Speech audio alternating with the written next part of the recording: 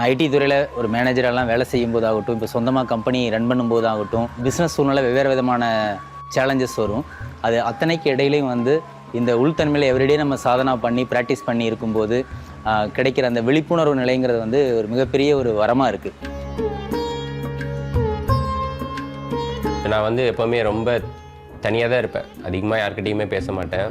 சும்மா அப்படியே தான் உட்காந்துருப்பேன். ரொம்ப டல்லாக அப்படியே ஒரு மாதிரி லெத்தார்ஜிக்காக இருக்கும். படிப்பேன், போவேன், போய் பார்ப்பேன், பேஷண்ட் பார்ப்பேன். படிக்கிறதெல்லாம் நல்லா தான் படிச்சுட்டு இருப்பேன். பட் எனக்கு அந்த இன்ட்ராக்ஷன் வந்து வரல, யாருக்கூடையும் பெருசாக வரல.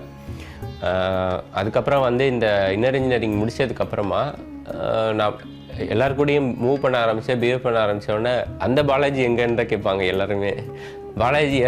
பாலாஜி பேசவே மாட்டேன் தான் வச்சு, ஈவன் ப்ரொஃபஸர்ஸ்லேருந்து எல்லாருமே கேட்பாங்க.